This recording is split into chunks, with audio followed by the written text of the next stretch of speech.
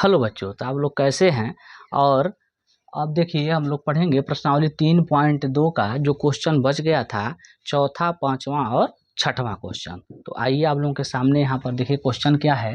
दिया गया है कि एक नगर में टैक्सी के भाड़े में एक नियत भाड़े के अतिरिक्त चली गई दूरी पर भाड़ा सम्मिलित किया जाता है। 10 किमी दूरी के लिए भाड़ा 105 रुपये तथा 15 किमी के लिए भाड़ा 155 रुपये। तो नियत भाड़ा तथा प्रति किमी भाड़ा क्या है। एक व्यक्ति को 25 किमी यात्रा करने के लिए कितना भाड़ा देना होगा। देखिए इस तरीके के सवाल जब आता है तो बच्चे डर जाते हैं। बहुत ही आसान क्वेश्चन होता है। इसमें मान के सवाल को क्या करना रहता है, हल करना रहता है। आइए देखिए इसमें मानेंगे क्या कह रहा है। देखिए क्या पूछ रहा है उसी को मान लीजिए। नियत भाड़ा और प्रति किमी का भाड़ा, यानी एक नियत भाड़ा है। जैसे मान के चलिए कुछ दूरी हम लोग चलते हैं तो कहीं फिक्स भाड़ा रहता है और उसके आगे जाते हैं तो अतिरिक्त भाड़ा लगता है। वही सवाल में पूछा गया है। एक नियत भाड़ा है और एक अतिरिक्त चली गई दूरी। तो यहाँ पर लिखेंगे प्रति किमी का भाड़ा। तो एक पहले लिखेंगे हम नियत भाड़ा। तो नियत भाड़ा में इधर से देखिए हम इधर से इधर लगाते चलेंगे जो स्पष्ट आपको दिखलाई देगा। तो यहाँ पर लिखेंगे कि माना नियत भाड़ा। यहाँ पर लिखेंगे माना नियत भाड़ा। नियत भाड़ा जिसे हम किराया कहते हैं। नियत भाड़ा कितना हो गया आपका, यक्स हो गया। अच्छा अब देखिए यहाँ नियत भाड़ा तथा प्रति किमी का भाड़ा। तो यहाँ लिखेंगे प्रति किमी भाड़ा। प्रति किमी का भाड़ा। किराया भी आप लिख सकते हैं लेकिन जो दिया है वही हम लिख रहे हैं। तो क्या हो जाएगा, वाई हो गया। अच्छा दो चीज मान लिए हैं। अब आपको क्या करना है, ऊपर से सवाल को पढ़ना है और जो जो कह रहा है उसी के क्रम से हम क्या करेंगे, सवाल को हल करेंगे। अब यहाँ पर हम लिख सकते हैं प्रश्नानुसार। क्या लिखेंगे, प्रश्नानुसार। प्रश्नानुसार क्यों लिखा जाता है, यानी जो प्रश्न कह रहा है उसके अनुसार इस सवाल को क्या करेंगे, हम हल करेंगे। अब देखिए ऊपर चलिए यहाँ पर दिया है कि एक नगर में टैक्सी के भाड़े में एक नियत भाड़े के अतिरिक्त चली गई दूरी का भाड़ा सम्मिलित किया जाता है। 10 किमी दूरी के लिए भाड़ा कितना दे रहा है, 105 रुपये। यानी जो नियत भाड़ा है आपका यक्स है और जो चल रहा है यानी जो एक भाड़ा आप प्रति किमी का भाड़ा। तो प्रति किमी भाड़ा यहाँ देखिए क्या दिया, 10 किमी के लिए भाड़ा 105 रुपये है। तो यह समीकरण कैसे बनेगा कि यहाँ बना देंगे यक्स और प्लस कितना आपका 10y और बराबर कितना 100 कितना हो गया 5। और यह हो जाएगा समीकरण नंबर 1। यह देखिए यह नियत भाड़ा है और जो प्रति किमी भाड़ा चला कितना चला 10 किलोमीटर। और दोनों को मिला के जो भाड़ा प्राप्त करना है आपको कितना दिया है आपका 105 रुपये। तो यह आपका हो गया समीकरण नंबर 1। अब देखिए समीकरण नंबर 2 कहाँ से होगा। तो कह रहा है 15 किमी के लिए भाड़ा। यहाँ 10 किलोमीटर चला था, यहाँ कितना चला 15 किलोमीटर। तो 15 किलोमीटर के भाड़ा कितना देना पड़ रहा है, 155 रुपये। तो फिर होगा नियत भाड़ा और कितना दूरी चल रहा है देखिए, तो 15 किलोमीटर। तो यह प्रति किमी का भाड़ा होगा। तो 15y हो जाएगा और बराबर कितना 155 रुपये। 155 रुपये और यह हो गया समीकरण नंबर 2। अच्छा इस प्रश्नावली में हमको प्रतिस्थापन विधि से सवाल लगाने के लिए दिया है। तो प्रतिस्थापन विधि का हम क्या करेंगे, यहाँ पर जो भी विधि है उसके द्वारा इस सवाल को हल करेंगे। अन्यथा जब सवाल में देखिए जब आपका बोर्ड का एग्जाम होगा, जब उसमें यह प्रश्न देगा, अगर जब कहेगा प्रतिस्थापन विधि से तभी उस विधि का आप हल करिएगा। अन्यथा एक विलोपन विधि होता है, इसके हम आगे वाले पाठ में आप लोगों को पढ़ाएंगे। थोड़ा सा इससे वह आसान होता है। तो उस विधि से आप सवाल को क्या कर सकते हैं, हल कर सकते हैं। चाहे आपको यह विधि आपको अच्छा लगे तो इस विधि से आप सवाल को हल करिए, या विलोपन विधि से कहेगा तो विलोपन विधि। जब उस सवाल में सिर्फ कहेगा सवाल को, यह नहीं कहेगा कि विलोपन विधि से सवाल को हल करना है कि प्रतिस्थापन विधि से। तो जो आपके मन में जो आपका मतलब अच्छा लगे, जो आपको आसान लगे, उसी विधि का आप प्रयोग करके सवाल को क्या करेंगे, हल करेंगे। अब देखिए अब यहाँ पर जब दो समीकरण हो गया तो इसका हम नियम बताए थे क्या, कि चाहे समीकरण नंबर 1 चाहे समीकरण नंबर 2 किसी एक मान को क्या करिए, पक्षांतर कर दिए, राइट हैंड साइड की तरफ क्या करेंगे, भेज देंगे। तो चलिए हम इसी वाले समीकरण को क्या करते हैं, राइट हैंड साइड की तरफ भेजते हैं। तो यह हो जाएगा यहाँ पर यक्स लिखिए, यक्स हो जाएगा और प्लस 10y और बराबर कितना 105। इसको हम 75 करेंगे तो यक्स बराबर हो जाएगा 105 और माइनस 10y। अब यह समीकरण नंबर कितना हो गया, 3 हो गया। अब समीकरण नंबर 3 क्यों हुआ? क्योंकि देखिए यहाँ यक्स है, एक अंक अक्षर है और इसका यह पूरा मान है, लेकिन यक्स का यहाँ पर यहाँ कहेंगे शुद्ध रूप से मान नहीं है। क्योंकि शुद्ध रूप से मान क्यों नहीं है? यहाँ पर इसके साथ क्या है, 10y है। अगर यहाँ पर सिर्फ अंक होता तो वह शुद्ध रूप से यक्स का मान होता। अब देखिए, जब यह समीकरण नंबर 1 को जब हम हल किए हैं तो इसका मान हम रखेंगे किसमें? समीकरण नंबर 2 में रखेंगे। तो लिखेंगे यक्स का मान, यहाँ लिख दीजिए यक्स का मान समीकरण नंबर 2 में रखने पर। अच्छा, 2 में जब रखेंगे तो यहाँ पर समीकरण नंबर 2 को पहले हम उतारेंगे, तो समीकरण नंबर 2 यही है। तो यहाँ पर लिखिए यक्स प्लस 15y और बराबर 155। अच्छा, यक्स यक्स के जगह पे यह पूरा मान रखेंगे, तो यक्स यहाँ पर है तो यह हो जाएगा 105 और माइनस 10y, और देखिए यह है आपका 15y और बराबर कितना? 155। अच्छा, अंक अंक एक तरफ, अक्षर अक्षर एक तरफ, तो देखिए अक्षर इधर है तो इधर कर लेंगे और अंक को उधर कर देंगे। तो यहाँ पर माइनस है और ये प्लस है, तो प्लस माइनस मिलके क्या होता है? माइनस, यानी घटेगा। तो 10 में से 15 में से 10 जाएगा तो कितना आ जाएगा? 5y और बराबर 155 और माइनस 105। अच्छा, इसको जब हम घटाएंगे तो क्या हो जाएगा? यहाँ पर यह हो जाएगा 5y बराबर, यहाँ पर हो जाएगा आपका कितना? 50 हो जाएगा। कितना हो गया आपका? 50 हो गया। यानी y का जब मान निकालेंगे तो यह हो जाएगा 50/5 और काटेंगे तो 10 पचे 50 और y का मान निकल के आया कितना? आपका 10 आ गया। अब जब y का मान 10 आ गया, उसके बाद आपको क्या करना है कि इसका मान समीकरण नंबर किस में रखना है? आपको 3 में रखना है। किस में रखेंगे? 3 में रखेंगे। y का मान समीकरण नंबर 3 में रखने पर, तो यहाँ पर लिख दीजिए कि y का मान, यहाँ पर लिखिए y का मान समीकरण नंबर 3 में रखने पर। तो समीकरण नंबर 3 देखिए यही है, यहाँ पर इसको लिखेंगे तो x बराबर 105 और माइनस 10y। तो x बराबर 105 माइनस 10 गुणे, और y का मान देखिए आपके पास कितना आया है? 10 आया है, तो यहाँ 10 कर देंगे तो x बराबर कितना हो जाएगा आपका? यहाँ पर यह हो जाएगा 105 और माइनस 100। कितना हो गया? 100। यानी जो x का मान कितना आ जाएगा? 5। 105 में से 100 घटाएंगे तो कितना आ गया? 5। यहाँ पर देखिए 2 मान निकल के आ गया शुद्ध रूप से, x का मान 5 और y का मान कितना हो गया? 10 हो गया।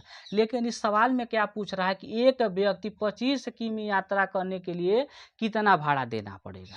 यानी कह रहा है कि कोई व्यक्ति है अगर 25 किलोमीटर यात्रा करता है तो उसको कितना किराया देना पड़ेगा। तो यहाँ पर लिखिए कि एक व्यक्ति द्वारा 25 किमी यात्रा करने पर, यहाँ पर लिखिए एक व्यक्ति के द्वारा 25 किमी यात्रा करने पर किराया देना होगा। अब यहाँ एक समीकरण बनेगा। समीकरण क्या बनेगा? यह देखिए, चली गई दूरी है यानी प्रति किमी क्या है? भाड़ा है, यानी चली गई दूरी यानी प्रति किलोमीटर चल रहा है, तो यहाँ पर हो जाएगा यक्स और प्लस 25y। अच्छा, यक्स का मान देखिए यहाँ पर 5 दिया गया है और यहाँ पर 25 गुणे y का मान देखिए कितना दिया है? 10 दिया है। गुणा कर दीजिए तो 25 और प्लस यहाँ पर हो जाएगा 250, और जब दोनों को हम जोड़ेंगे तो इसका मान निकल के आएगा 255 रुपये। यानी कि अगर 25 किलोमीटर कोई, यहाँ पर 25 किलोमीटर कोई व्यक्ति अगर यात्रा करता है तो उसे 255 रुपये क्या करना पड़ेगा? भाड़े के रूप में उसको देना पड़ेगा। यही आपका क्या हो जाएगा? आंसर। और यहाँ पर आप लिख सकते हैं इस तरीके से कि यहाँ पर यही आपका क्या हो जाएगा। अब हम लोग क्वेश्चन नंबर पांचवा पढ़ेंगे। अब देखिए पांचवा क्वेश्चन क्या है आप लोगों के सामने। यह परीक्षा के दृष्टि से बहुत ही महत्वपूर्ण क्वेश्चन है। बार बार परीक्षा में इस पैटर्न पर बार बार परीक्षा में क्वेश्चन पूछा जाता है, तो इसे आप लोग ध्यान पूर्वक देखिएगा थोड़ा सा। देखिए बहुत ही आसान क्वेश्चन है, बहुत वो नहीं है, लेकिन यह बार बार पूछा जाता है। इंपॉर्टेंट इसे क्वेश्चन मान के चलिएगा परीक्षा में इस तरीके का क्वेश्चन को। अब देखिए कह रहा है कि यदि किसी भिन्न के अंश और हर दोनों में 2 जोड़ दिया जाए तो वह भिन्न 9/11 हो जाती है। यदि अंश और हर दोनों में 3 जोड़ दिया जाए तो वह 5/6 हो जाती है। वह भिन्न ज्ञात कीजिए। अब देखिए इस तरीके के सवाल में बच्चे डर जाते हैं।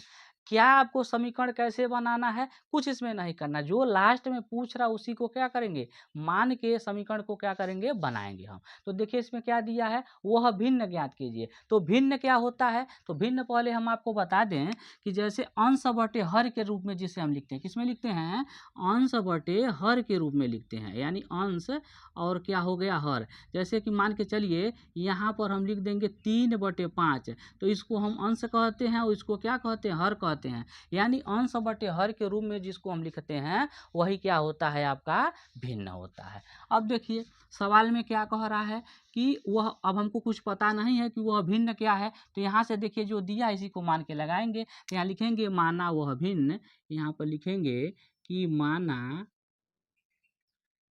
वह भिन्न, माना वह भिन्न क्या है, यक्स बटे वाई है। यानी हमको पता नहीं था तो यक्स बटे वाई मान लिए हैं। अब देखिए प्रश्न के अनुसार इस सवाल को क्या करेंगे, हम हल करेंगे। तो यहाँ लिखेंगे प्रश्नानुसार, क्या लिखेंगे, प्रश्नानुसार। यानी प्रश्न के अनुसार जो भी कहेगा इस सवाल में क्या करेंगे, हल करेंगे। यदि किसी भिन्न के अंश और हर दोनों में दो जोड़ दिया जाए, कह रहा है कि अंश में भी 2 जोड़ दीजिए और हर में भी क्या करिए, 2 जोड़ दीजिए। तो वह भिन्न हमको अब पता हो गया है। तो यहाँ पर यक्स और बटे क्या किए हैं हम, वाई। क्या है आपका, यहाँ पर वाई लिख देंगे, वाई हो जाएगा।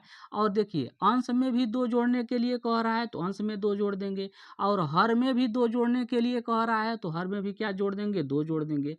तो वह भिन्न 9/11 में बदल जाती है। यानी जब जोड़ रहे हैं इसमें 2 और 2, तो वह भिन्न किस में बदल जा रहा है, 9/11 में। तो यहाँ बराबर लगा के क्या कर देंगे, 9/11। अच्छा देखिए यह बटे में है तो इसे हम सीधे समीकरण में लिखेंगे, यानी बटे में 9 हो, बटे खत्म करेंगे तो इसमें तिर्यक हम क्या करते हैं, गुणा। देखिए इसका गुणा इधर कर देंगे, इसका गुणा इधर कर देंगे। तो जब इसका गुणा हम इधर करेंगे तो यह हो जाएगा 11x और 11 दूना 22 हो जाएगा बराबर। जब इसका हम गुणा करेंगे तो बराबर के उधर जाएगा, तो यह हो जाएगा 9y और 9 दूना क्या हो गया, 18। सबको पक्षांतर कर लीजिए, सबको नहीं पक्षांतर करिए, यहाँ पर क्या करेंगे, y को इधर कर लीजिए और अंक को उधर कर दीजिए। तो यह हो जाएगा आपका कितना, 11x, इसको पक्षांतर करेंगे तो 9y और बराबर देखिए इधर 18, इसको पक्षांतर करेंगे तो कितना हो जाएगा, -22।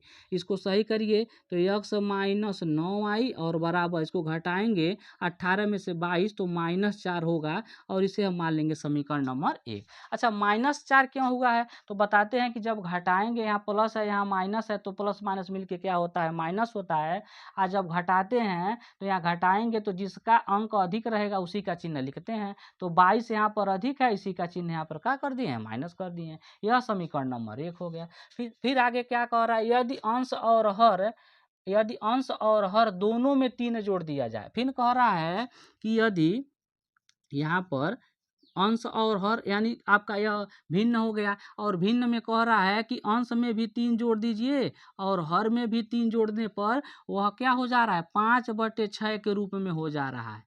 वह क्या हो जा रहा है, 5/6। फिर तिर्यक क्या कर दीजिए, गुणा, तो इसका गुणा इधर करेंगे तो यह हो जाएगा 5x और 6 है ना, यहाँ पर गलती हो गया थोड़ा सा, यहाँ पर करेंगे यह हो जाएगा आपका 6x और 6 तिरिक 18 हो गया। इसका गुणा इधर करेंगे, उधर कर दीजिए तो यह हो जाएगा 5y और यहाँ हो जाएगा आपका 15। x y एक तरफ, अंक एक तरफ, तो यह हो गया आपका 6x और इसको इधर पक्षांतर करेंगे तो माइनस में -5y 15 और माइनस क्या हो गया, 18।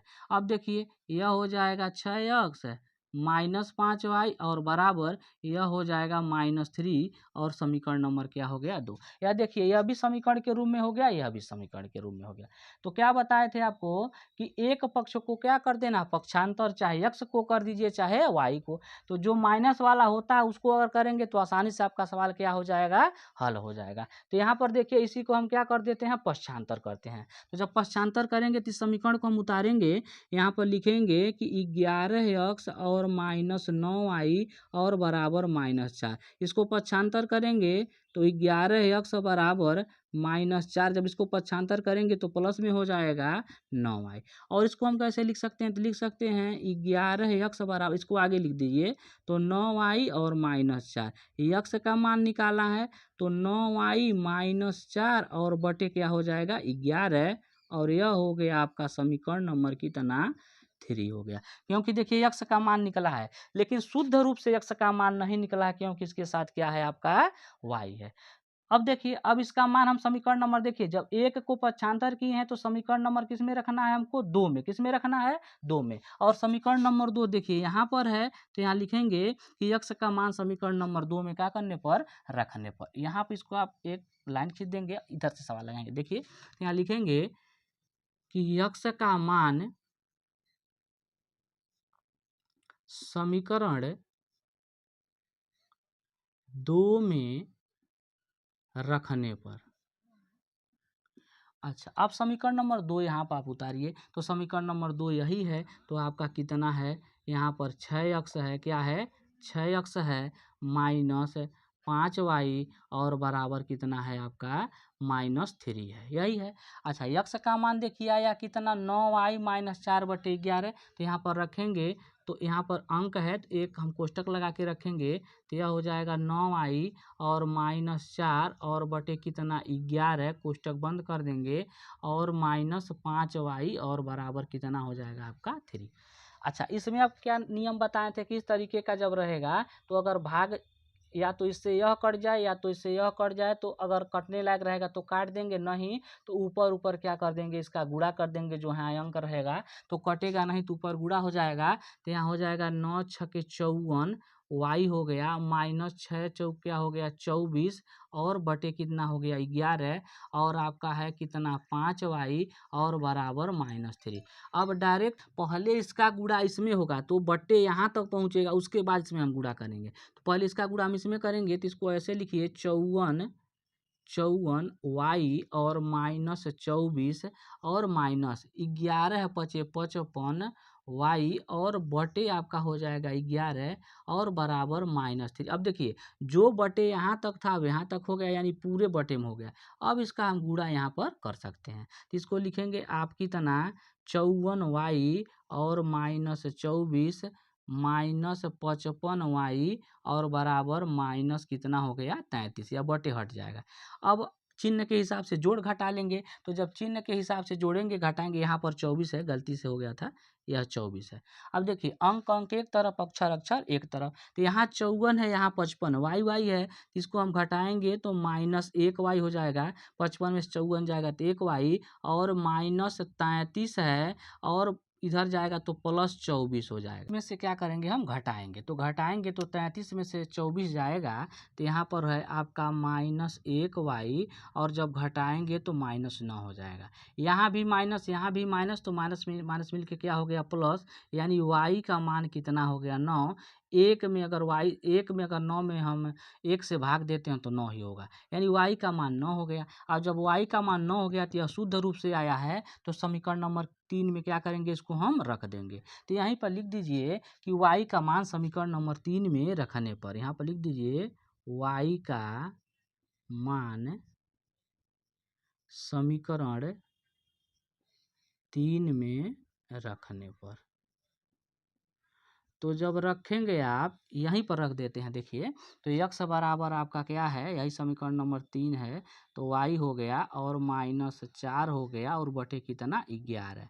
तो x बराबर 9 गुणे और कितना हो जाएगा 9, और माइनस कितना हो गया आपका यहाँ पर 4 हो गया, और बटे कितना हो गया 11, तो x बराबर कितना हो जाएगा 9 81, 81 -4 यानी बटे 11, तो यक्स बराबर कितना आ गया, 81 में से 4 घटाएंगे तो 77 और यहाँ पर 11, तो 11 सत्य 77। तो जो यक्स का मान निकल के आया, यक्स का मान निकल के कितना आ गया, 7 हो गया। अब देखिए, अब कई लोग इसी को आंसर लिख देते हैं यक्स बराबर 7 और वाई बराबर आपका दिया है 9, लेकिन यहाँ कह रहा है वह भिन्न ज्ञात कीजिए। तो भिन्न अभी हम क्या लिखे थे, यहाँ पर भिन्न लिखे थे यहाँ पर यक्स बटा वाई, तो वह भिन्न किस में लिखेंगे, यक्स बटा वाई। यहीं पर देखिए हम बता देते हैं, जो भिन्न होगा यहाँ पर, जो भिन्न यहाँ पर आप लिखेंगे कि भिन्न, तो वह भिन्न क्या है आपका, यक्स बटा वाई है। यक्स बटा क्या है आपका, वाई है। तो अब यक्स का मान देखिए कितना है, यक्स का मान कितना आ गया, 7 आ गया है, और वाई का मान कितना, 9, यानी 7/9 वह भिन्न है, और यही हम लोगों का क्या हो जाएगा, आंसर हो जाएगा। और अभी तक हमारे वीडियो को लाइक नहीं किए हैं तो वीडियो को लाइक कर दीजिए और चैनल को सब्सक्राइब कर लीजिए। 6 पढ़ेंगे, देखिए जो 6वें नंबर पर क्वेश्चन है, क्या कह रहा है कि 5 वर्ष बाद जैकब की आयु उसके पुत्र की आयु से 3 गुनी हो जाएगी।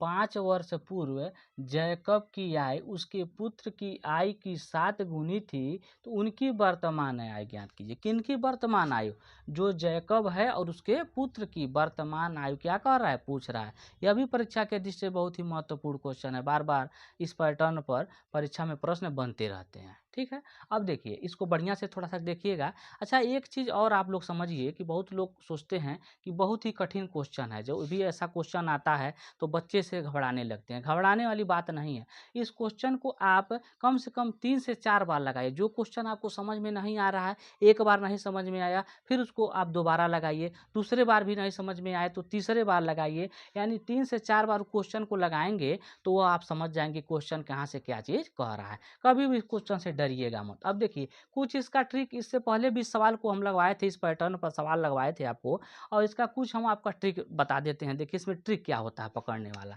जो देखिए जो होता है यहाँ पर एक चीज़ होता है, बाद, यहाँ पर एक बाद रहेगा या एक शब्द रहेगा पश्चात, पश्चात रहता है, यहाँ पर पश्चात रहता है। जब बाद और पश्चात देखेंगे तो उसमें प्लस करते हैं, और पूर्व या पहले रहता है, क्या रहेगा, पूर्व या पहले, तो उसमें क्या करते हैं, माइनस करते हैं। अब इसका क्या अर्थ हो गया, जब कहीं सवाल देखेंगे बाद उसमें दिया रहेगा, अभी बताएंगे हम, बाद या पश्चात तो प्लस कर देते हैं, पूर्व या पहले में क्या करते हैं, घटाते हैं। अच्छा, एक और इसमें ट्रिक होता है, क्या, इसमें देख लीजिए, गुना या गुनी, गुना या गुनी शब्द जब दिया रहेगा तो यह गुना गुनी हमेशा छोटे वाले में होता है। किसमें होता है, छोटे वाले में होता है, यानी जो इस सवाल में आपको छोटा दिखलाई देगा उसमें गुना गुनी होता है। अभी यह पूरा समझ में आ जाएगा आपको।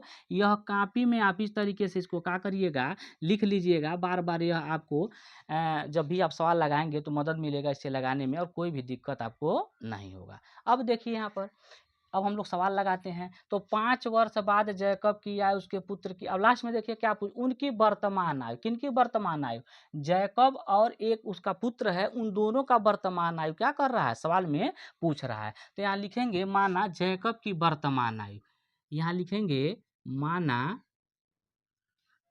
माना जैकब की वर्तमान आयु, हमको पता नहीं है तो वर्तमान आयु हम मानेंगे उसको, तो वर्तमान आयु क्या हो जाएगा, यक्स वर्ष हो जाएगा। अच्छा, और उसके पुत्र की वर्तमान आयु वो भी नहीं पता है, तो लिखेंगे और उसके पुत्र की वर्तमान आयु,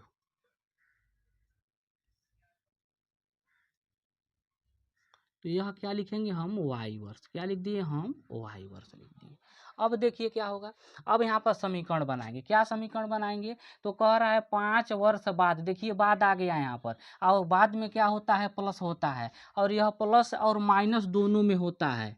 किस में होता है, दोनों में, यह भी क्या होगा, दोनों में। अब यहाँ प्रश्न के अनुसार हम चलेंगे, तो 5 वर्ष बाद, अब देखिए जो यहाँ लिखेंगे 5 वर्ष बाद, क्या लिखेंगे, 5 वर्ष बाद। अच्छा 5 वर्ष जब बाद कह रहा है तो देखिए x इधर लिखेंगे और y आप क्या करिएगा इधर लिख दीजिएगा। और कहे हैं कि दोनों में देखिए बाद या पश्चात होगा तो दोनों में प्लस होगा, तो दोनों में यहाँ भी प्लस कर दीजिए, आप यहाँ भी प्लस कर देंगे। अब क्या किस कर रहा 5 वर्ष बाद, तो 5 वर्ष यानी दोनों में 5 वर्ष क्या हो जाएगा जुट जाएगा। 5 वर्ष बाद देखिए 5 वर्ष बाद तो दोनों में 5 वर्ष क्या हो गया आपका प्लस हो गया।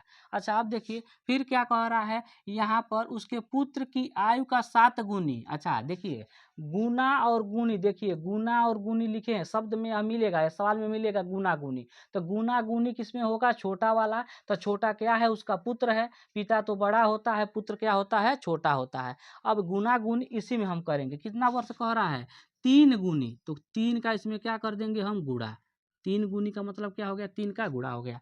अब यहाँ पर क्या करेंगे इस सवाल को हल करेंगे तो x + 5 और इसमें क्या कर देंगे गुणा, तो यह हो जाएगा 3y और प्लस हो गया 15। x y एक तरफ अंक एक तरफ, तो यह हो जाएगा x और माइनस हो गया 3y, इसको हम इधर पक्षांतर करेंगे 15 है, इसको इधर पक्षांतर करेंगे -5 हो गया, तो x - 3y और बराबर कितना हो गया आपका 10। और यह देखिए समीकरण क्या बन गया आपका 1 बन गया।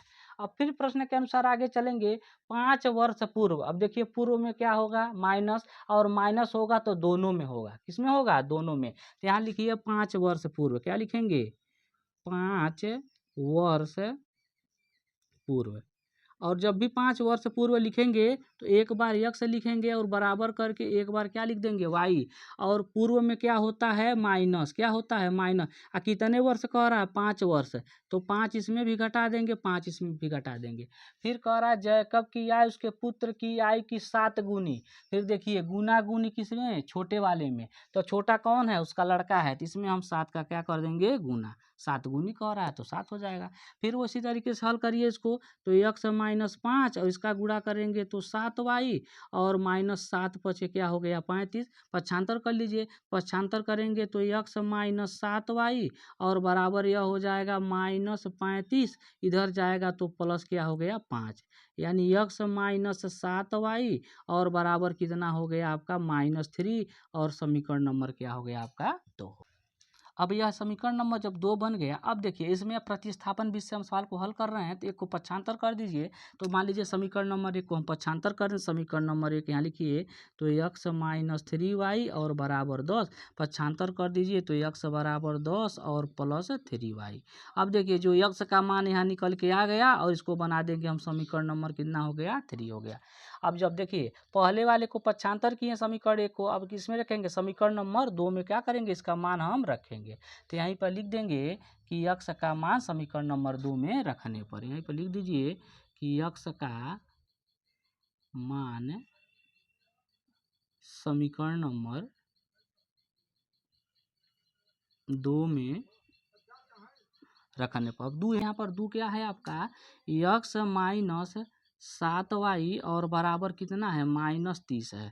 घटाएंगे तो देखिए यहाँ पर क्या है 7 में से 3 गया तो माइनस कितना हो जाएगा 4y और बराबर यह है -3, इसको पक्षांतर करेंगे तो -10 हो जाएगा, यानी -4y बराबर माइनस कितना हो गया 40, माइनस माइनस मिल के प्लस हो गया, यानी y बराबर 40 बटे कितना हो गया 4, तो y बराबर कितना हो गया 10 चौके 40, यानी y का मान कितना आ गया आपका 10 हो गया।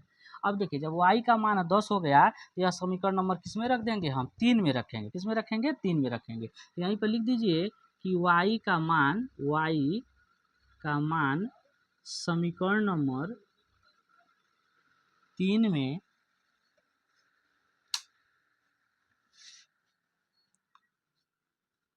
में रखने पर,